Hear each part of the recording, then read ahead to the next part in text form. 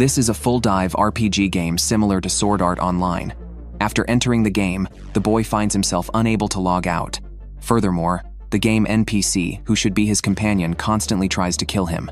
The reason the NPC hunts him is that the boy killed the NPC's brother, but this is all a misunderstanding. Am I off the hook? Die with me. Apparently not! In the 21st century, major game developers pursued realistic holographic games, hoping players could experience all 5 senses identical to reality within the game. Although such games were ultimately successfully created, they were not well received by players. After all, people play games to escape reality. If the game feels too real, wouldn't that be painful?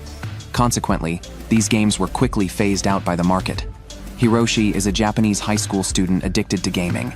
He was once a real-life achiever who served as captain of the school's track and field club. But after an accident, he abandoned running and became a shut-in obsessed only with games. On this day, a new release of his favorite game series arrived.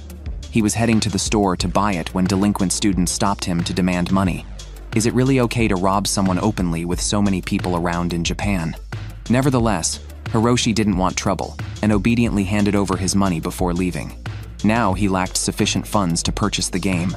Walking down the street feeling utterly dejected, he suddenly spotted a desolate game shop. The shop owner was a girl with white hair. Hearing Hiroshi was looking for that newly released game, she laughed mockingly. Who besides collectors with obsessive tendencies would fall for this trash game sequel? Hiroshi didn't want to engage with someone like her and turned to leave, but she abruptly grabbed his arm. The owner said she had it in stock at a price Hiroshi could just afford. They exchanged payment for the game. However, upon closer inspection, Hiroshi realized this wasn't the game he wanted. He demanded a refund from the unscrupulous shopkeeper, but she declared all sales final. Moreover, she insisted this hyper-realistic RPG was the world's greatest game. Seeing Hiroshi still wanted his money back, she baited him by claiming it was a game only adults could play. Instantly intrigued, suddenly, the owner grasped his hand and introduced herself as Riona. If Hiroshi agreed to play her game, she promised to meticulously teach him all its techniques. Conquered by these flirtatious words, Hiroshi rushed home and eagerly started playing. The premise resembled a standard RPG where the player, as the hero, must ultimately defeat the Demon King. The first task for a new player is to leave the starting town and journey to Flora Castle. Hiroshi didn't hold high hopes for this decade-old game until entering it and discovering its remarkably realistic character models. He could feel the wind blowing and experience genuine touch and pain sensations. Just then, a golden-haired girl opened the door. Stunned by the lifelike character design, Hiroshi hurriedly opened the system interface to confirm this was indeed a game before sighing in relief. Through conversation, he learned the girl was named Alicia, identified as the childhood friend of Hiroshi's game character, with her brother Martin being his close friend. Upon hearing Hiroshi planned to leave the city, the two reacted with shock and urgently told him to be quiet. If the town guard overheard, he would face severe punishment. As a player, Hiroshi dismissed this concern. As he prepared to depart, Martin tackled him to the ground. Martin explained that goblins infested the lands outside, so residents were forbidden from leaving, and no one except special envoys could enter. Hiroshi assumed this was an NPC, assigned beginner mission, and immediately declared he would defeat the goblins. Seeing persuasion was futile, Martin decided to make Hiroshi confront the reality gap through a physical demonstration. Hiroshi thought this was a beginner tutorial, but Martin knocked him down with a single punch. Hiroshi's nose bled from the blow, yet Martin didn't relent and threw another punch. This left Hiroshi deeply resentful. How could he still be bullied in a game when real life was already so frustrating? You're just a stupid NPC! Hiroshi was suddenly gripped by terror the next instant as Martin lay lifeless on the ground, his throat pierced by a dagger. Alicia's face instantly contorted with rage, sending Hiroshi fleeing in panic.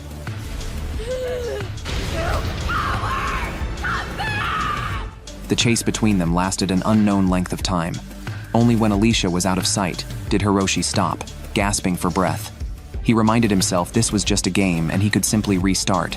Right then, Riona appeared before him. Due to her fairy character's unique trait, she remained unnoticed by NPCs or monsters, making it easier for her to support Hiroshi. Riona also informed Hiroshi that while the game omitted many display elements, progress could be checked through nameplates. Unexpectedly for Riona, Hiroshi had killed his closest friend at the start, plunging him directly into Hell Mode difficulty level. Moreover, as this was an ultra, realistic game. Restarting wasn't an option. Thus, Hiroshi would forever bear the title of true friend killer no matter what. Furious, Hiroshi shouted demands for a refund from this unscrupulous shopkeeper, only to be refused once more. Sorry, no refunds under any circumstances. Store policy. Riona then shared news that although the game was currently obscure, some real-world players still existed, including one named Ginji who had experienced the same predicament. Hiroshi decided to seek him out after changing clothes, since he was now wanted citywide. The clothing shop owner recognized Hiroshi and agreed not to report him but demanded extra money. This exploitative NPC felt all too realistic. En route to the casino to find Ginji, Riona revealed more details, such as the city being called Ted City, where unauthorized departure constituted treason punishable by death. Upon nearing the casino, Alicia's voice suddenly rang out behind him. She now grinned unnervingly. Hiroshi frantically explained the incident was accidental, but Alicia, driven mad by the agony of her loved one's death at the hands of someone she cared for, had become insane. She vowed to kill Hiroshi for revenge before ending her own life. Hiroshi barely dodged her first strike. Riona explained this. NPC's ridiculously high-speed stat made her a popular companion choice among players. Hiroshi felt utterly exasperated. How had he turned a potential ally into an enemy? This truly lived up to the game's hell mode difficulty. Fleeing for his life, Hiroshi earned a new title designation, Swift True Friend Killer. Overwhelmed, he decided to save and log out for the day, only to find the system's save interface failed to activate. Both wore horrified expressions, since they weren't out of combat status yet. Didn't that mean Alicia was nearby? There you are! Fortunately, Riona intervened in time to secure Hiroshi an escape window, preventing his demise before even leaving the beginner zone. Hiroshi then logged out during the combat break. The next morning back in reality, Hiroshi received a text message from Riona. Seeing her threat demanding he log in today, he felt utterly drained. At school, his deskmate and friend Takafumi advised him to play fewer games to avoid being targeted and extorted by bullies as a gaming nerd. Hiroshi stubbornly denied this happened. Returning home in the evening, he had just picked up the game when his younger sister Kaede appeared at the door. Sharing Takafumi's stance, she urged him to quit gaming, but Hiroshi refused to heed their advice. Infuriated, Kaede stormed out immediately. Later, Hiroshi logged in and noticed his palm, sliced by Alicia earlier, was still bleeding. He quickly retrieved herbs from his starter equipment. Based on past gaming experience, simply clicking the herb should restore health. But this was an ultra-realistic RPG. Using herbs required a real-world approach. Just as Hiroshi despaired over this, a drunkard appeared behind him. Hearing the man mention NPC, Hiroshi instantly realized this was Ginji, the player Riona had mentioned. After confirming each other's player status, Ginji brought herbs to dress his wound, but the injury wouldn't heal instantly. Realistic pain would persist for 2 or 3 days. Hiroshi had no desire to critique such game mechanics, and only wanted to resolve his wanted status urgently. Under his questioning, Ginji recounted his past. Entering the game out of curiosity about its realism, he had killed his closest friend and childhood sweetheart. Hiroshi expressed doubt, noting those NPCs were incredibly strong. Ginji explained this game mirrored real-world physical capabilities. His judo training had enabled him to defeat NPCs. In other words, clearing this game required enhancing real-world physical abilities.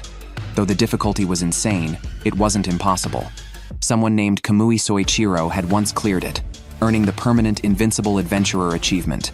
Ginji's own title was Scumbag. Therefore, as payment for helping Hiroshi, he planned to expose Hiroshi's disguise and summon the guard squad for the bounty.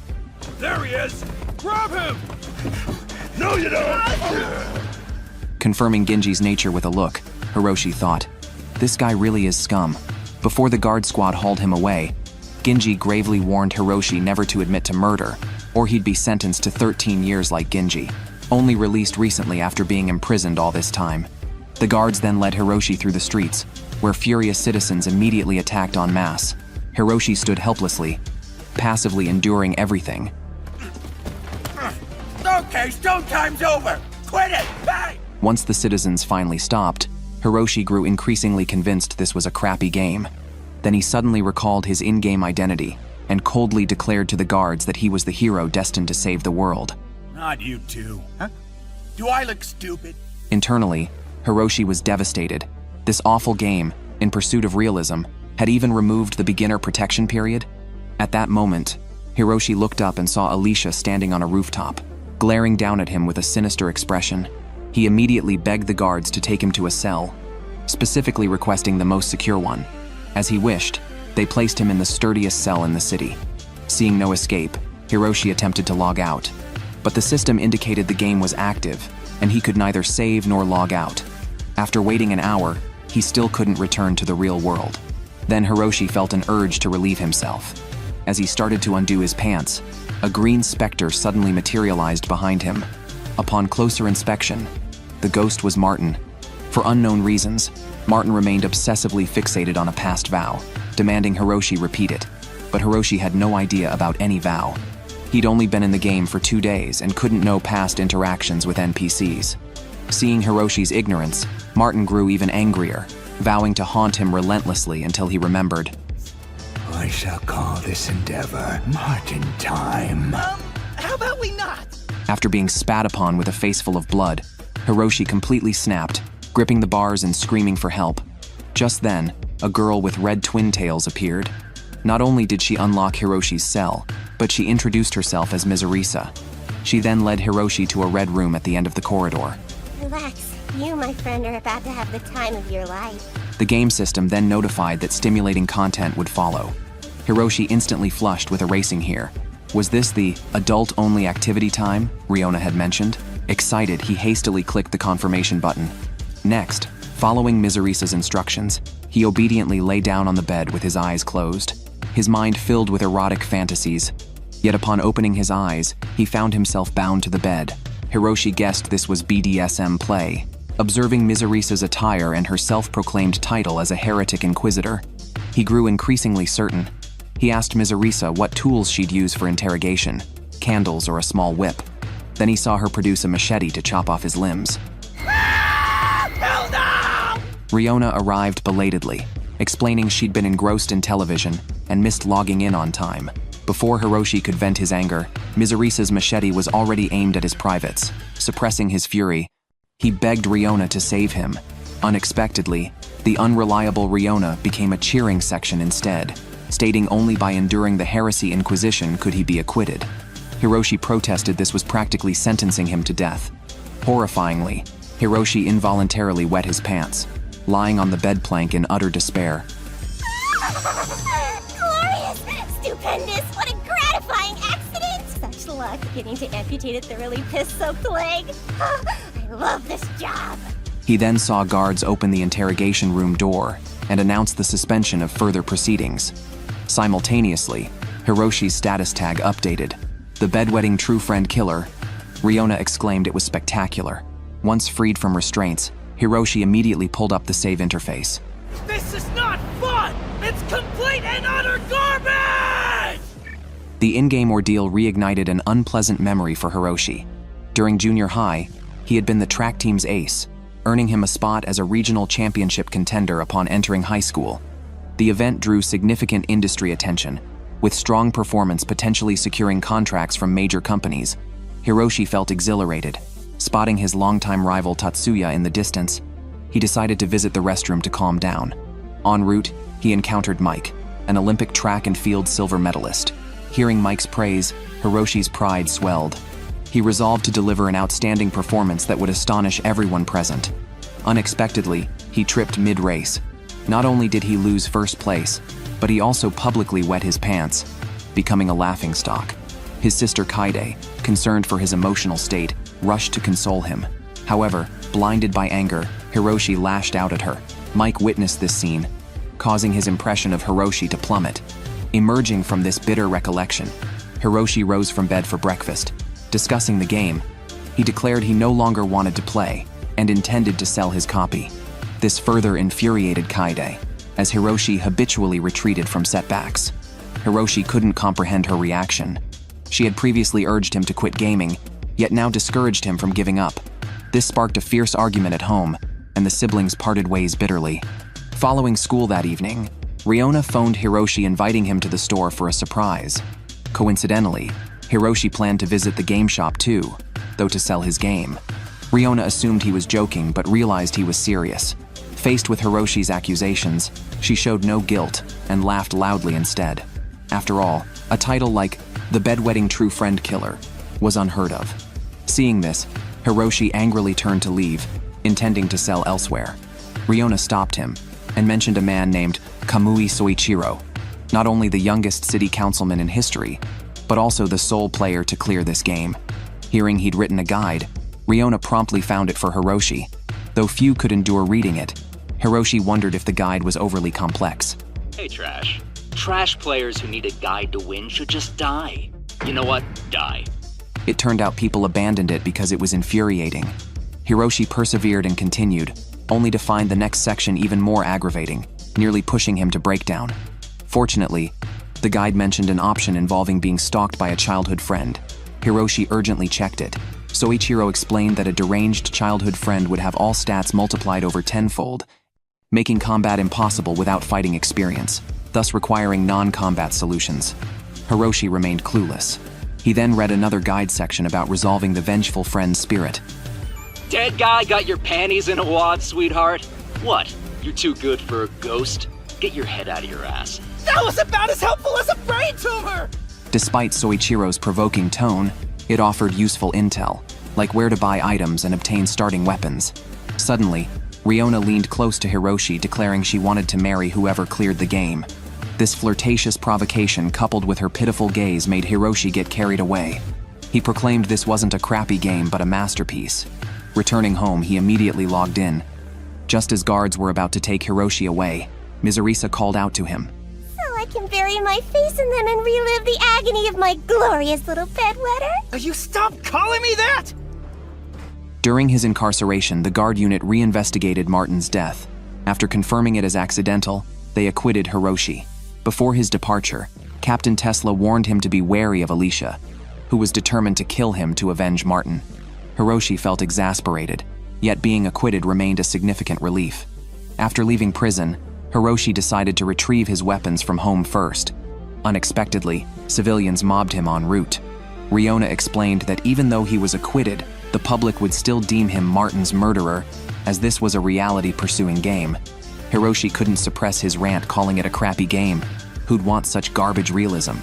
With his path home now blocked by citizens, and Alicia hunting him covertly, Riona suggested he buy smoke bombs for defense. However, Hiroshi only had a few copper coins. Thus, Riona further proposed he commit robbery for quick cash. Robbery? Yeah, no! I've had enough run-ins with the law! Given Hiroshi's current circumstances, no decent employer would hire him. Thus, Riona took him to an illicit job agency. Though the staff disliked Hiroshi, they upheld professional ethics and offered him work. Brutal labor at an underground shelter for 1 month. However, Hiroshi wanted short-term employment, so the staff suggested an hour-long task under Brian's command. When Hiroshi inquired about the job nature, they handed him a whip. It turned out Brian was a masochist who savored being whipped naked. Hiroshi instantly exploded, refusing such a perverse mission. Consequently, the staff kicked him out. Riona grew frustrated. He lacked courage to rob, yet rejected work, leaving borrowing as the only option. They approached Ginji, but due to his prior betrayal, Hiroshi detested him, and they quickly argued. Learning they sought loans, Ginji flatly refused while mocking Hiroshi as a bedwetting brat. This instantly triggered Hiroshi's humiliating memory. Flooding him with rage, he shoved Ginji down, preparing to give him a good beating. However, Ginji fought back fiercely, kicking Hiroshi away and reversing the situation. Riona cheered them on, egging them on without concern for escalation. As they grappled, Martin's ghost suddenly appeared. Terrified, Hiroshi released Ginji and trembled in a corner. Ginji then explained ghosts might vanish instantly or linger for minutes, assuring Hiroshi would adapt eventually. Riona discerned from Ginji's somber expression that he regretted the killing. Otherwise, he wouldn't keep playing this game. Hiroshi deeply resonated, for the game's realism made the guilt of murder eternal. He apologized for his rashness. Ginji held no grudge and even gave him money before logging off. Hiroshi thus earned a new title, Uncle Hunter True Friend Killer. It seemed the True Friend Killer label was here to stay. The scene shifts to the two preparing to buy smoke bombs. However, there was more than one item shop. Naturally, they chose the one run by a cute girl. After consulting the pretty shop clerk, Hiroshi calculated his funds and decided to buy 2, leaving 20 copper coins. Unexpectedly, this shop turned out to be a ripoff, demanding his remaining 20 coins under the guise of staff tips. Indeed, this was no legitimate item shop. Exiting the shop, Hiroshi returned home to retrieve his weapons. To his shock, Alicia was camping at his spawn point. Hiroshi hastily threw smoke bombs, unaware that they required ignition with a flint to activate. Hiroshi was speechless. Lighting it mid-battle was practically courting death. At this critical moment, Mizarisa smashed through the window. I am Mizarisa the Inquisitor. You are forbidden from killing my glorious bedwetter. Mizarisa claimed Tesla ordered her to protect Hiroshi, so she had followed him since his prison release. Hiroshi felt reassured. She was cute, powerful, and had tracking skills, making her an ideal companion. Yet the next second, Mizarisa revealed she followed his bedwetting odor due to her keen sense of smell. Meanwhile, Alicia, furious at the interference, resolved to eliminate Mizarisa too. Soon the two grappled. Initially, Mizarisa underestimated Alicia, being a trained interrogator superior to ordinary villagers. But to her surprise, Alicia possessed absurd physical strength. Enduring Mizarisa's attacks, Alicia scaled the wall like Spider-Man. This ignited Mizarisa's excitement, prompting her to disclose her true reason for protecting Hiroshi. He's my obsession. I want to torture him relentlessly, push him to the brink. Hiroshi lamented this trash game had too many perverts.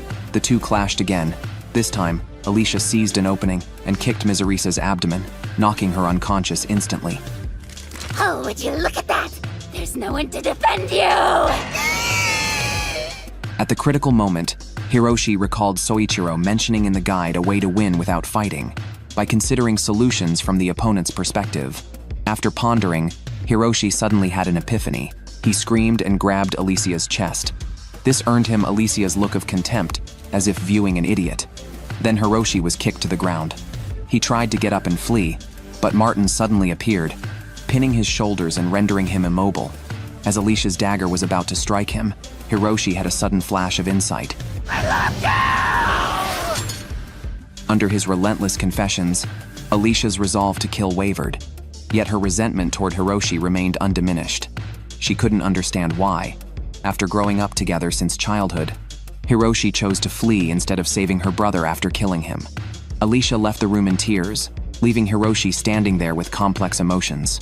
All this time, he had treated this place merely as a game, but for Alicia and Martin, it was a real lived experience.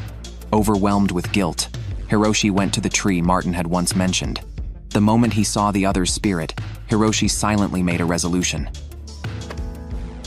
Please, Martin, join my party. Suddenly, the game scene began to transform. Hiroshi witnessed their childhood selves and the moment they made a vow with Martin. Hito and Martin, the two bestest buddies that ever were. At this instant, Martin chose forgiveness, but as a spirit, he couldn't leave with Hiroshi. After bidding farewell with a smile, he dissolved into light. Hiroshi covered his face, fighting back tears. Simultaneously, his title changed to the greatest true friend killer. With the biggest problem now resolved, Riona urged Hiroshi to visit the equipment shop and remove rust from his sword. Unexpectedly, they turned to find smoke signals rising across the town. Riona was stunned. She'd never seen such an event before. The scene shifted to them entering the town, discovering civilians fleeing disaster. Hiroshi wanted to ask passers-by about the situation, but nobody had time to spare, so Riona suggested heading to the item shop, where Hiroshi could get his sword derusted while learning what happened. However, the shop clerk also had no time to spare. After informing Hiroshi that goblins were attacking, he tossed a whetstone over and told Hiroshi to do it himself. But Hiroshi wasn't a blacksmith. He crumbled in frustration after sharpening it. What kind of hero only sharpens his sword during such critical moments instead of fighting?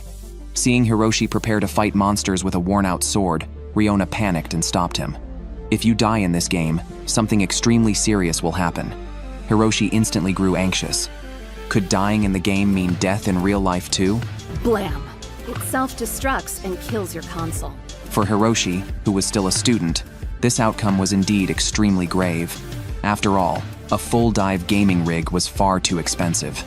And the game titled Kiwame Quest faced widespread player boycotts due to this very issue, ultimately leading to its recall and permanent sealing.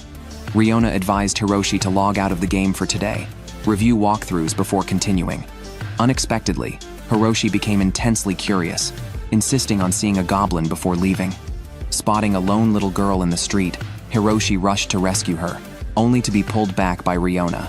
Riona stated she was merely an NPC and unnecessary. Fortunately, the guard squad arrived just in time to confront the goblins head-on. Yet these goblins possessed formidable strength, overpowering even armed guards. Their overwhelming prowess shocked Hiroshi. This trash game truly wasn't meant for humans. But seeing the vulnerable NPC, Hiroshi still refused to stand idle.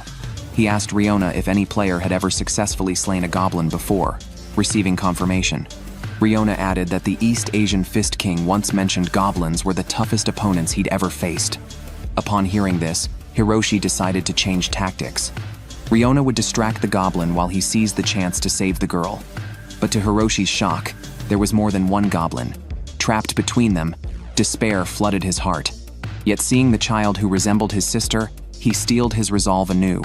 Even if he died, he must save her. He urged the girl to flee while he covered her retreat. Yet the next moment, the goblin chased after her. Hiroshi followed closely. Then at the critical moment, he tapped into his potential.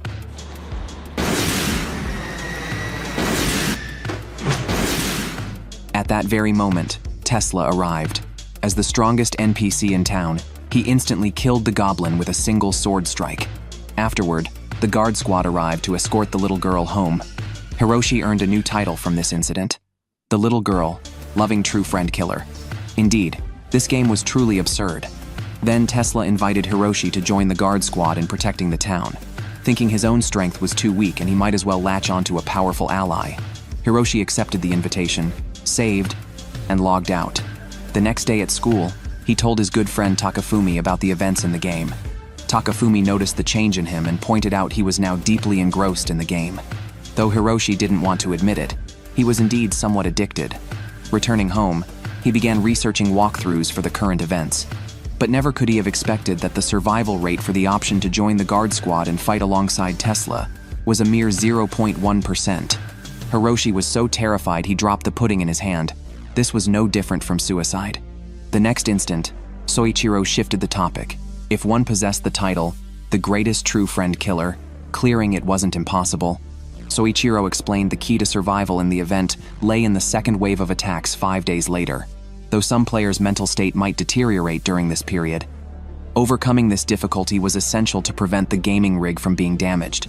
Moreover, the Goblin Invasion mission secretly held clues to the mystery of Ted City. Hiroshi felt deeply torn. Though reason told him to cut his losses, emotionally he still didn't want to give up. After careful thought, he went to his sister's room and warned her in advance that he would be pulling an all-nighter gaming and might suddenly shout for no apparent reason. Kaide expressed confusion. Hadn't her brother promised to sell the game? Hiroshi recalled their previous argument. He explained that since giving up running, he'd been constantly running away. But now he wanted to try being brave, hoping to escape the shadows cast over him from past competitions. Hiroshi returned to his room, logged into the game, and felt overwhelming unease at the mere 0.1% survival rate. Led by Tesla, Hiroshi met the city lord, Govern, who greeted him with an enthusiastic hug that made his young heart flutter. After meeting the lord, Tesla took him to the guard squad and introduced the two other newcomers, Granada and Palu. After changing into armor back in his room, veteran Bob took Hiroshi and the two other newcomers for special training with instructor Amos. During this time, Hiroshi also met the beautiful mercenary Kathy, who had escorted the little girl he saved back home. Just as the two exchanged greetings, Amos suddenly threw a sword at Hiroshi, ordering him to begin practical combat training. Initially brimming with confidence, Hiroshi was thoroughly beaten the next moment. Seeing this, his fellow recruits regarded him with utter disdain. This felt all too real. The next day, Hiroshi overslept and arrived late, expecting to upset everyone, only to be completely ignored. Amos told him to go swing his sword on the side, believing Hiroshi's thin arms and legs meant minimal results, even with instruction. The two newcomers who joined alongside Hiroshi unanimously considered him the dead weight of the squad. Only Kathy, the kind-hearted girl, was willing to train with Hiroshi and patiently taught him swordsmanship. However, this was just the beginning. On the third day, during a practical bout, Hiroshi was not only soundly defeated but also extorted by the two newcomers. This inevitably reminded him of the delinquent students in real life, who were constantly bullying him daily, revealing that reality and the game were no different. To prevent Hiroshi from going mad under pressure, Riona found him a suitable place, the Guard Counseling Center, essentially a psychological counseling room. Under Riona's firm insistence, Hiroshi finally entered and recounted all his experiences to the doctor. However, the doctor also held a victim-blaming attitude, stating Hiroshi bore some responsibility too. If Hiroshi weren't so weak and timid, who would bother isolating or extorting him? The doctor urged Hiroshi to know his limits, realize he wasn't guard material, and quit promptly to avoid troubling others. After saying this, Hiroshi was shoved out. At this point, Kathy learned of his distress and immediately suggested praying to the gods. Though Hiroshi was an atheist, suspecting this might be part of the game's event, he decided to go along. Upon seeing Hiroshi, the nun claimed he was shrouded in black mist and promised smooth sailing if he accepted holy water baptism. Hiroshi was initially thrilled until a basin of water was dumped on him, proving the holy water utterly useless. Hiroshi was still beaten badly. Even when he surrendered, the beating continued. Witnessing this, Instructor Amos not only failed to intervene but deliberately looked away. This further emboldened Granada and Palu, who promptly threatened Kathy. If she remained friends with Hiroshi, she would suffer the same treatment. Kathy, merely a girl, instantly declared she and Hiroshi were not friends. Though Hiroshi understood her choice, his heart was still wounded. Seeing Hiroshi nearing depression, Riona resolved to get even on his behalf. The next day, Granada's boots were thrown into the sewer ditch, and this was only the beginning. Later, Riona stole his sword and thrust it into the foul-smelling toilet. Enraged, Granada blamed Hiroshi. Others intervened, even considering him somewhat ungrateful. After all, just earlier Hiroshi had been diligently helping him search for his belongings. Just as an incident occurred where Nurse Maria's clothes were stolen and everyone rushed to help search. Finally, the clothes were discovered in Granada's backpack. Faced with this, Granada was furious and immediately protested how a young lad like him could possibly steal an elderly woman's clothes. The others grew angry upon hearing this, caught red-handed yet still denying it. After this incident, Granada was ostracized by everyone. He could only cover his face and weep bitterly every day, the consequence of his own actions. Days later, Amos announced Granada would resign from his mercenary position. Suddenly, Tesla arrived at the training ground, stating he had received a letter from Palu claiming everything that happened was framed on Granada by Amos. Amos hastily defended himself, but Tesla refused to listen to such nonsense. He immediately asked others if they considered Amos a qualified instructor. Kathy was the first to voice opposition, even revealing how Amos had condoned Granada and Palu bullying Hiroshi. Others who had suffered oppression joined in agreement. Seeing this, Tesla directly declared Amos an unfit leader and stripped him of his instructor position on the spot. Afterward, everyone found Hiroshi to apologize, admitting they shouldn't have isolated him. Hiroshi chose to forgive them. However, regarding what Riona had done, he felt it was too underhanded and didn't approve. Yet Riona believed the adult world should operate on an eye for an eye, a tooth for a tooth. Simultaneously, to respond to Hiroshi's resolve to keep playing Kiwame Quest, she decided to tell him her reason for persistently seeking someone who could clear the game. 10 years ago, Riona fell in love at first sight with Soichiro and chose to confess. But unexpectedly, the guy was a Sigma male. He rejected her outright because her chest was too large. Since then, her wounded pride made Riona swear to find someone who could conquer Kiwame Quest to marry him as revenge against Soichiro. Hiroshi couldn't muster the energy to even comment after all. Brain damage is truly incurable. This young man was experiencing the most terrifying event of his life. A crazy childhood friend who wanted him dead, and a perverse interrogator who wished to dismember him, had simultaneously become his battle teammates. Hiroshi suspected he might get killed by his own allies before the enemy could finish him off. Hiroshi felt extremely anxious at this moment, worsened by Tesla assigning him to patrol the eastern area with both women. Every NPC in this worthless game was unreliable. Along the way, the trio encountered robbers. With a flash of white light, Alicia hacked off the robber's hand. Hiroshi watched in horror, yet Riona remained utterly unfazed, immediately telling him to offer the hand as a freebie to a passerby NPC and suggesting they might receive gratitude gifts. Hiroshi took her seriously, only to scare the passerby NPC unconscious. Meanwhile, under Mizurisa's threat, the robber confessed he was incited to commit crimes at this time, and the mastermind was inside the casino. Without delay, the three set out immediately. As the strongest in the team, Mizurisa and Alicia swiftly dealt with the thugs. Hiroshi seized the chance to rescue hostages but ended up captured by Ginji, who turned out to be the mastermind. Hiroshi felt his previous sincerity was wasted. They truly could never become good friends. Breaking free with an elbow strike, Hiroshi stopped Mizurisa just as she prepared to teach Ginji how to be decent. He insisted on fighting Ginji himself. Watching these two novices about to brawl, Alicia forcefully separated them. Can we please put an end to this farce? Subsequently, Ginji and the other rioters were taken into custody by the guard squad. He reasoned that given the current situation, it was better to commit some misdeeds and get locked up. This way he'd have food and shelter without fearing persecution by goblins. Besides, he did exactly that in real life, so there was no psychological burden. Hiroshi was utterly speechless.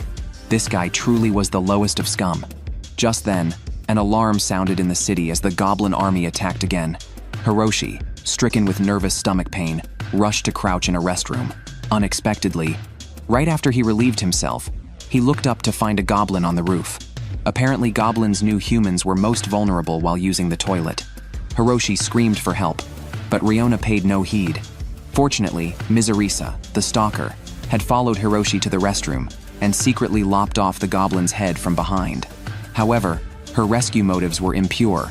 She merely wanted to play some rated games with Hiroshi while Alicia was absent. Hiroshi trembled at the thought.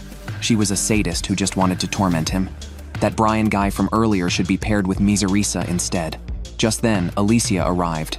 As the two hostile women prepared to clash, Hiroshi hastily excused himself to flee. He'd rather be killed by goblins than die at these women's hands. Halfway through his escape, his stomach seized with sharp pain again. Hiroshi felt utterly awful.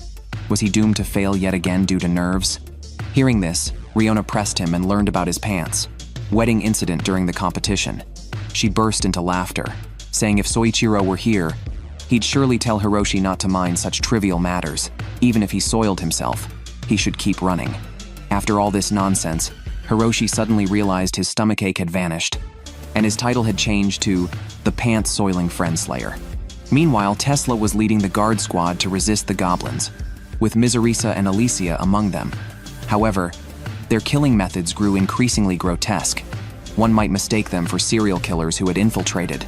Seeing this, Hiroshi sighed in relief, thinking this goblin event might be cleared. Yet the next second, Kathy and another arrived reporting that goblins were attacking the Lord's mansion. Upon hearing this, Tesla immediately led his team to depart, and Hiroshi hurriedly followed. There, they witnessed a red goblin going on a killing spree inside the Lord's mansion. Tesla explained this was the Goblin King, One Eye, whom he had fought years ago, though he only blinded one of its eyes, and vowed not to let it escape this time. He promptly ordered his men to bring a cage. Seeing Tesla prepare for action, Hiroshi drew his sword but hesitated to step forward out of fear. Mizurisa reassured him he only needed to watch their fight before charging ahead herself, only to be kicked away by the goblin. Alicia then decided to act, drawing her dagger and lunging forward, amid slicing blades faster than the eye could follow. Just then, guards brought the cage. Seeing the juvenile goblins imprisoned inside, One Eye became distracted and was struck down by Tesla. Could it really be cleared just like that? Hiroshi suddenly doubted, recalling Soichiro's personality. He sensed things wouldn't be this straightforward. Hiroshi then remembered details. Strange sounds from the underground prison he'd assumed were prisoners' moans now clearly resembled goblin noises. Could Tesla have imprisoned the goblins? Exposed publicly by Hiroshi, Tesla dropped his act and killed the Goblin King outright. He admitted Hiroshi's deduction was correct. These juvenile goblins were captured by him 7 years ago from a goblin lair, and One Eye was their father. It turned out goblins were a highly intelligent race. As long as humans didn't provoke them, they wouldn't provoke humans either. Tesla knew this well and exploited their hatred to bind the people to this town. His motive for doing so was to make the beloved female lord the absolute ruler of Ted City. Now that the truth was exposed, Tesla decided to silence everyone present. Seeing this, Hiroshi suddenly understood.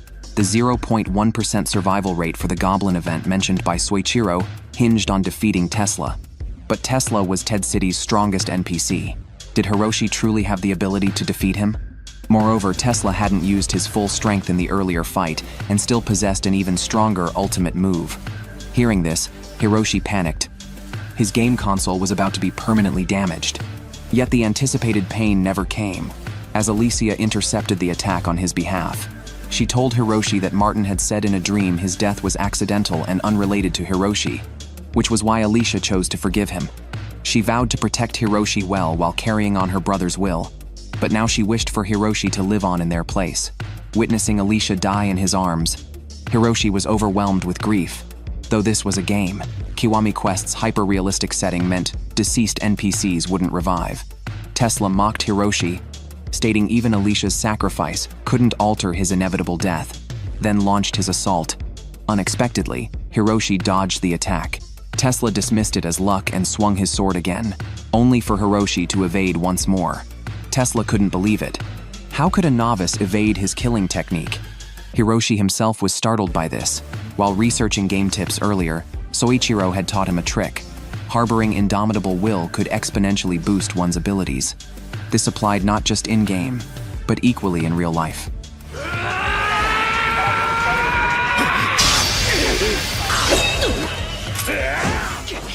Hiroshi had entered an unmatched mode, rendering his movements imperceptible to the naked eye. Even Riona marveled in secret. Could a real player genuinely attain such a level? She couldn't help but recall Soichiro, and immediately began cheering from the sidelines. Hiroshi responded that while she had large breasts, marriage was out of the question. The next moment, he blocked Tesla's attack and prepared to seize the opportunity for a fatal strike. Unexpectedly, his sword suddenly shattered, giving his opponent an opening. Why the hell does this game always have to tear me down? Just as Tesla's blow was about to land, Martin appeared before him. He urged Hiroshi to take him away. It wasn't time to end things yet. When Hiroshi returned to the battlefield, he discovered his sword had transformed in appearance, even managing to destroy Tesla's blade. Simultaneously, Hiroshi's title changed once more, becoming the wielder of the Friendslayer sword. Sensing the threat emanating from Hiroshi, Tesla resolved to unleash his ultimate secret technique. Lightning Extreme Ultima! Hiroshi felt he wouldn't have lost at all if the Lord hadn't ambushed him from behind. Returning to reality and seeing his game console destroyed, Hiroshi sank into depression. Yet Riona offered to provide him with new equipment for free whenever he wanted to continue. Hiroshi said he needed to think since losing the game had drained his motivation. Just then, he spotted a new strategy on the walkthrough site, placing the damaged Kiwami Quest software into new hardware, then quickly inserting a new game software copy could potentially return him to 1 hour before failure. This solution reignited Hiroshi's spirit, and he immediately told Riona he would continue, but after 1 month, as he needed to train his body properly. During this process, Hiroshi gradually rekindled his passion for running. Witnessing her brother's transformation, his sister still made sarcastic remarks, but her attitude softened. It seemed the siblings would soon resolve their past grievances. Later at school, when asked by his teacher about future plans, Hiroshi responded earnestly, showing newfound positivity. Facing the bullies who extorted him, he bravely refused. Soon, a month passed, and Hiroshi received the equipment from Riona, ready to reload his save. This time, he aimed not only to save Alicia, but also to teach the scumbag Tesla a lesson. This concludes the anime Full Dive RPG. The show sparked significant debate online. Some found the heroine annoying and disliked Hiroshi's cowardice and indecisiveness, though its plot twists were somewhat interesting. While its setup resembled Sword Art Online, it depicted ordinary people's actions in another real world. Hiroshi's rants about the trash game were also quite amusing.